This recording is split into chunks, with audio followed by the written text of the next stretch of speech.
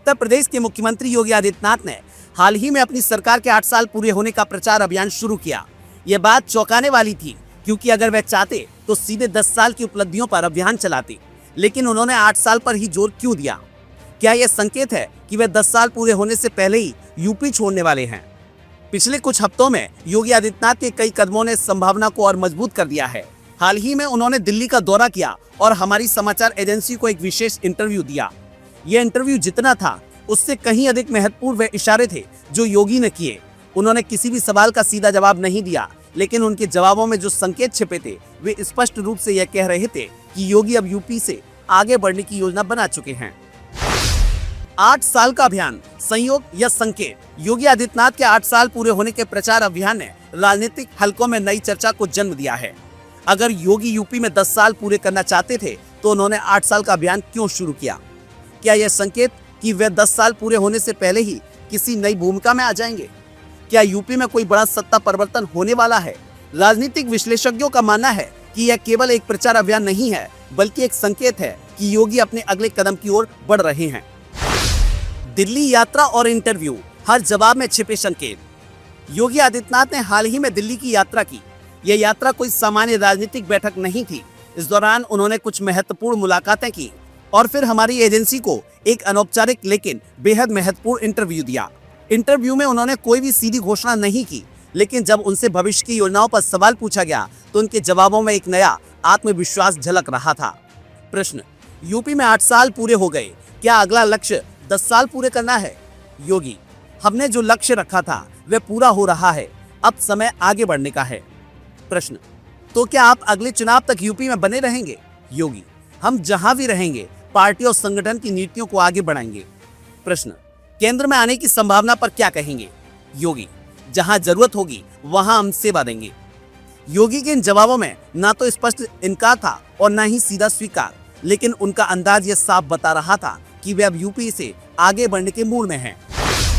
RSS का समर्थन और मोदी शाह पर दबाव।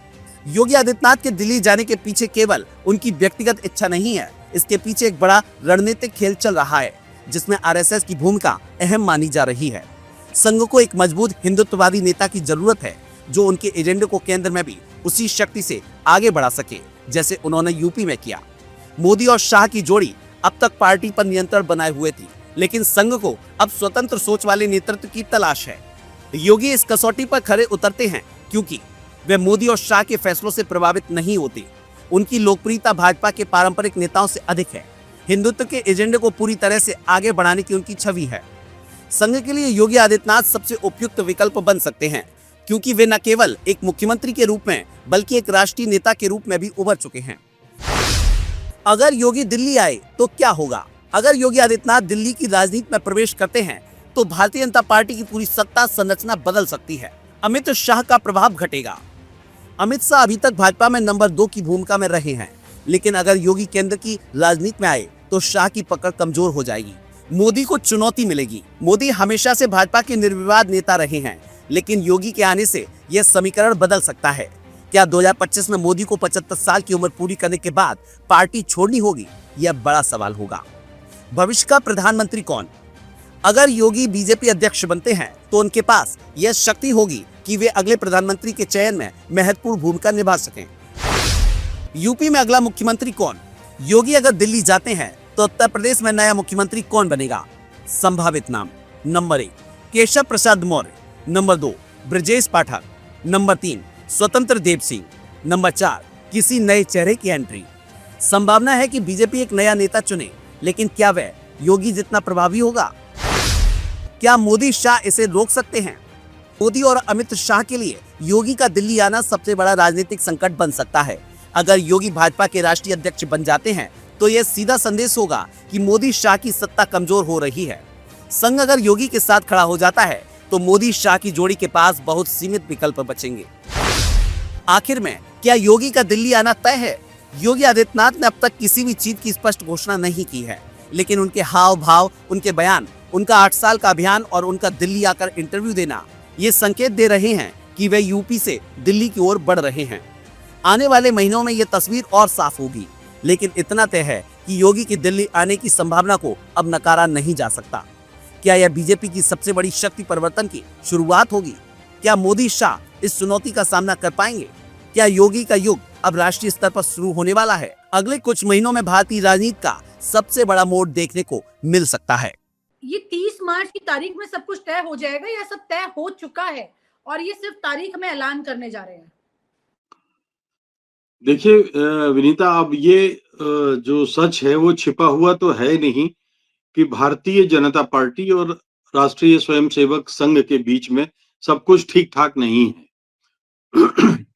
और सब कुछ ठीक ठाक नहीं है तो उसके लिए मैं ये कह सकता हूं कि राष्ट्रीय स्वयंसेवक संघ की तुलना में भारतीय जनता पार्टी का नेतृत्व ज्यादा जिम्मेदार है, या मैं आपको ये कह सकता हूं कि गलती बीजेपी के नेतृत्व की है।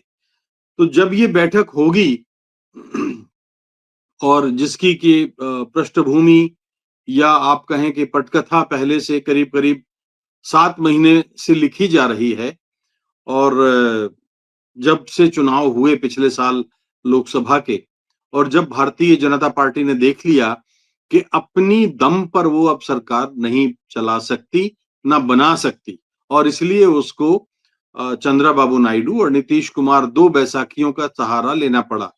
इसके अलावा एक बयान जो जेपी नड्डा का आया था, आपको याद होगा कि उन्हें अब आरएसएस की जरूरत नहीं है, तो ये भी पार्टी को बड़ा भारी पड़ा था, क्योंकि भारतीय जनता पार्टी के भीतर तकरीबन 30 से 40% कार्यकर्ता जो संघ से आते हैं, और अधिकांश लोग वो हैं जो समर्पित कार्यकर्ता हैं और संघ की विचारधारा पर में भरोसा करते हैं। तो जब ऐसी स्थिति थी तो जाहिर है नुकसान तो होना ही था।